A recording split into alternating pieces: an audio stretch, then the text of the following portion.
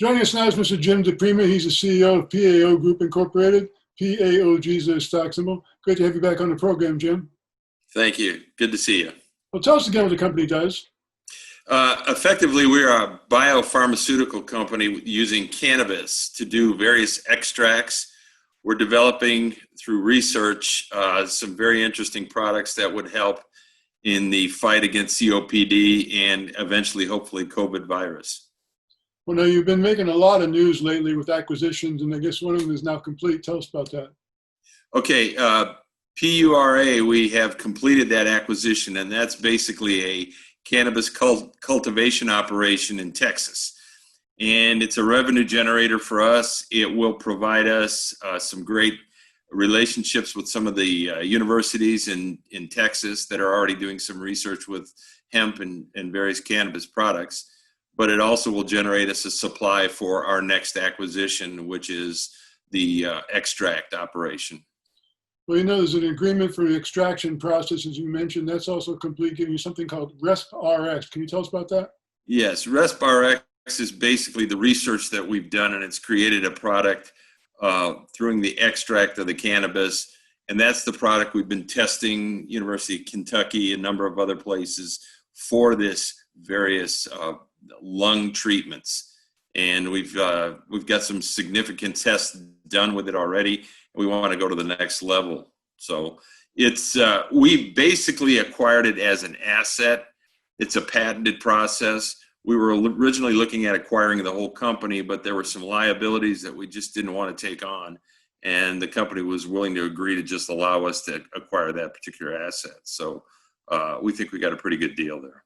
Well, when you mentioned taking it to the next step, you're talking about FDA approval, I would assume? Right. We've partnered with a CRO to do the write-up and submission to the FDA. And obviously, we want to use the FDA's CTAP program, which is an accelerated program basically for COVID-related type treatments. And so we're pretty well on the way with that. I don't have anything yet coming back from them, but we're trying to get in the queue. I think we're going to be pretty close here pretty soon. Well, Jim, you and I are seasoned enough to remember the only time you could sell a magazine with cannabis on it was High Times back in the 70s. Now it's on the front page of Fortune magazine. It's really been an amazing ride, hasn't it been? Oh, it has. It has. And I think, you know, politically speaking, I think people are even starting to be a lot more accepting of it. I think that it could be a new frontier for the biopharmaceutical industry. Now, I understand you have a new website as well.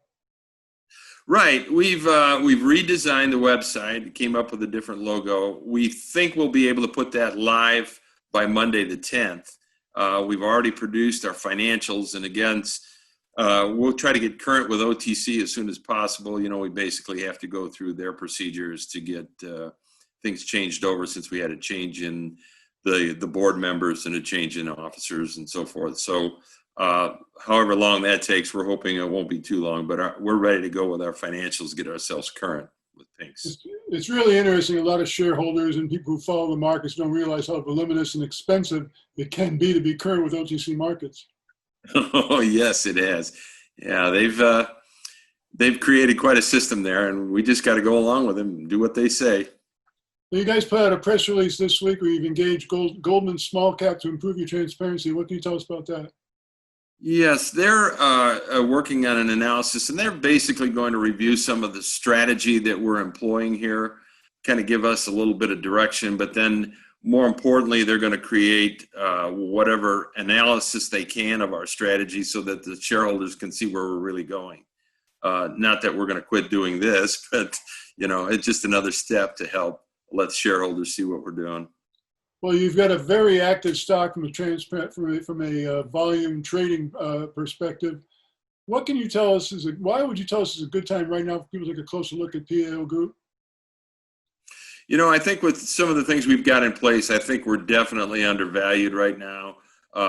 It's a little difficult for people to see that because of our financials not being current, but without trying to push anybody into doing something, I just like where we're going with this company. We really haven't had this kind of, adrenaline, if you will, to really create such a good company. And I think we're really on the right path now.